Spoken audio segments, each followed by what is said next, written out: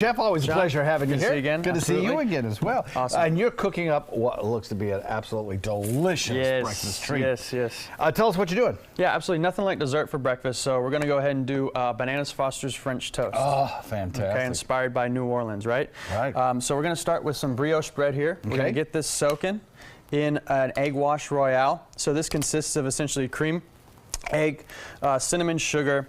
I put a little bit of salt in there just to give it a little seasoning, right? So we let this soak in. It's a day-old bread, so it's a little bit crusty. And then do you want to do it that way? Rehydrate You want it to be day-old bread? Yeah, absolutely. Day-old bread's the best way. That way it doesn't get too soggy. Okay. And it's stiff enough to absorb all that flavor in your royale. Okay. All right, so we let that kind of soak in a little bit. And your wash that you're using, what is that, milk and egg and sugar? And egg, milk, cinnamon, sugar. And then we just let that flavor soak in. We have some clarified butter here, which is nice. It has is a high heat component, also a lot of flavor in that butter. So we're going to go ahead and put that in there.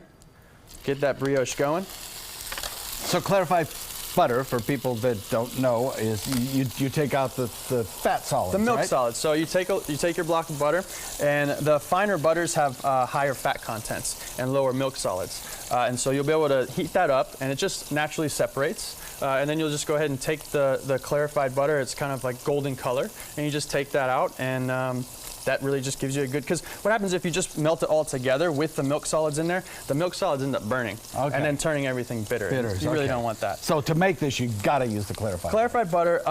Non-stick pan spray works just as well, or vegetable oil works just as well. Your clarified butter is just going to give you that little extra flavor. Okay, so let's move on to the second step. Let's move on to our sauce. This is where all the fun comes in. So more butter. More butter here. Love it. Absolutely. Nice hot pan.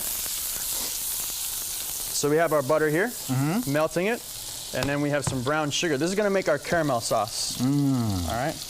Now a little trick I learned when I was young that I kind of liked is, instead of a spatula, I like to use a lemon with a fork attached. And this is sort of something that imparts a little acidity, and also as the lemon caramelizes, it just gives it a different flavor. So sometimes this can be that je ne sais quoi. There you go. Right? And it helps to stir, too. Absolutely. Nice, so it helps to emulsify everything. Oh, what a great idea. Absolutely. So we're taking our butter, and we're essentially making that caramel sauce. Right? Very good. And how are we looking on our I don't know. Shall I toast? flip for you? I think so. Let's have a look. Still a little bit in there. All right. We want that color. So now we're going to put our bananas in the sauce and allow them to get coated. Looks delicious. All right. Absolutely. So again, you just want to get your bananas coated together with your butter and your sugar, and you're making that caramel sauce. I like to add fantastic. walnuts in here as well. Get them toasted. Okay. And the best part, the rum. And you're using a local rum. We use a Siesta Key rum. So this one's a honey spice mixture. It goes very well with all the sugars. Smells so good. Wow. And something I did when I first started cooking and learning about culinary school and all that, and to impress all my family members and say, hey, look what I've been doing. I like to light that flame up. Now does that actually boil off the alcohol? It absolutely does. It's a very important part of the process. It's obviously part of the show in a Bananas Foster, because classically in New Orleans, this was started as a tableside presentation. So you have to have a little bit of the show. And what this does is burn off that alcohol, so all you get is a sweetness from the rum. Nice. Right? Well, we've got about 5 seconds left. I want to remind everybody that the recipe for this is on our website, mysuncoast.com.